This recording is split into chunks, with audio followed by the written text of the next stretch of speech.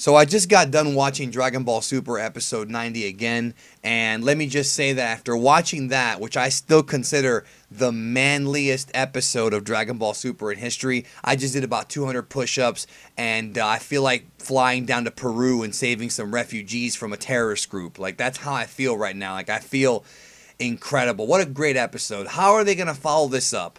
How can they follow up Dragon Ball Super episode 90? With Dragon Ball Super episode 91, which is going to be what we're going to be talking about today. Whoa, I said that pretty fast. We're going to talk about Dragon Ball Super episode 91 today. I'm going to go ahead and give you guys my predictions. And of course, like we do every week, I want to hear your predictions down below in the comments. I actually have another thing real quick I want to run by you guys. I'm going to put a poll in the upper right-hand corner. Of course, if you have not seen Super Episode 90, you need to see it because this episode or this video may have spoilers for that episode. But what I was going to tell you guys is I want to know, because I've seen this argument now come up for the last few hours. I want to know, do you think that Gohan surpassed Vegeta in the last episode? Do you think that now Goku is number 1 and Gohan's number 2, or do you still think that Vegeta is stronger than Gohan? I want to know in the comments. I'm not just in the comments, but vote in the upper right hand corner. Do you think Gohan surpassed Vegeta? I'm not going to give my opinion, even though, I mean, I have one. I'm going to wait and see what you guys say first, and then maybe I'll discuss it in the comments. But let me know what you think, because I'm curious. Dragon Ball Super episode 91. Let's talk about it. Let's go. All right, first thing here, we are seeing, of course, that was a fast frame right there. We are in Universe 6, and we're seeing the return of Frost. That's right, Frost from Universe 6, and he is angry, and he's doing some kind of technique here, and I'm gonna show you guys here in a second that the person who he's combating against is, of course, the legendary assassin Hit. Now, on Twitter, I had talked about how I thought it would be cool if there was an episode where Hit was trying to go after Frost, because if you remember, the last time we were in Universe 6, we found out that Frost was a wanted man. Frost is a wanted man and a criminal. And I was thinking, even though Hit is like a privately contracted assassin, I was wondering if maybe somebody would hire him to go after Frost. That does appear to be the case. However, it may be that what we're seeing here is not Hit trying to apprehend Frost. I think it might actually be Hit trying to find Frost to recruit him for Team Champa, Team Universe 6. I think maybe Vados may have told Hit, hey, get Frost for us, and that might be where we're going here. I want to show you guys one more thing here. All right, let's see if I can get it. Hold on. All right, right there. You can see the dart. So Frost has now upgraded himself to where he can shoot the poisonous dart out of his tail. I like that a lot. I wonder if we're going to see it in the tournament. Of course, he tries to do it here on Hit, and it just doesn't work out. Hit just moves his head out of the way. There's just no way that Frost, at this stage in his, I guess, in his life, can in any way defeat Hit. I just don't see it happening. But I'm excited to see this scene because, you know, we have the rain in the background, very atmospheric. This episode, Dragon Ball Super episode 91, is going to, I think, feature a lot of the other universes, which is something I have been wanting to see. So I think we're going to get a glimpse of a lot of the other universes and what they have going on. So let's keep going here. This shot right here, it looks like that is obviously the Omni King, and he's got a hard hat and a mallet. I'm guessing what's happening is they're again, this is just a guess.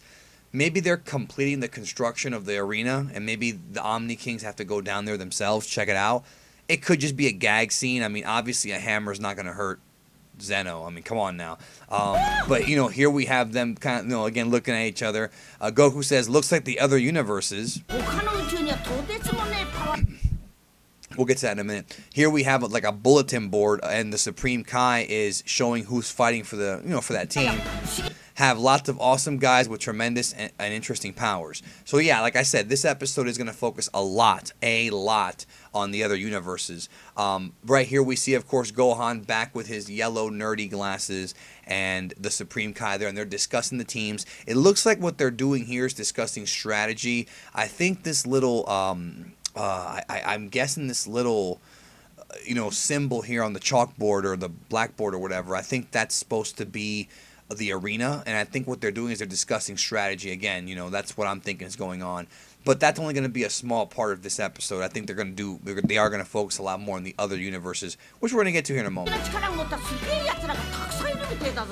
Here, of course, we have a scene of Daishinkan, who, you know, is showing the two Zenos, you know, and I think what he's doing here is he's showing the two Zenos the other universes and kind of introducing them to these people, these characters. I think what they're doing is Zeno, the Omni King, is supposed to be like us, like he represents the audience, and the Daishinkan seems to have a lot more knowledge of these other universes, and he's going to explain to Zeno kind of what is going on, and as he's explaining to them these characters and these people who are going to be fighting, we're going to have the show like cut away to actually see them. That's my prediction, what they're going to do with this episode.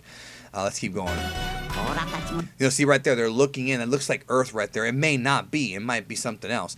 Goku then says, we've got our 10 warriors. Let's have a strategy meeting. And that's what we saw earlier in the bulletin board. The Universe 7 team is going to get together and discuss strategy, because it's not all about strength. It's about strategy as well. I'm just wondering, like I said before, when the heck is Goku going to get some sleep, dude? Like, when is Goku going to get some freaking sleep? So here we have, of course, Sidra, or Cider, the god of destruction of Universe 9. So we are going to go back to Universe 9 this episode. Let's keep going. And there we have, of course, the trio of dangers being there. I think that's Lavender, I think. I forget. I always get Lavender and Bergamo mixed up, but he's there. So I guess they're also having a strategy meeting. But I'm pretty sure all three of those guys are there.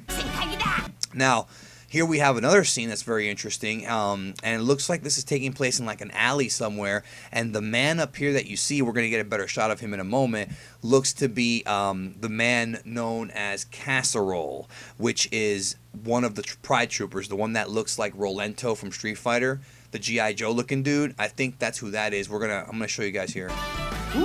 See, that's him right there, you know, and I'm guessing they're going to focus some of this episode on Casserole. Now, one thing I will tell you guys is that initially I thought that this guy was going to be the jabroni of the Pride Troopers.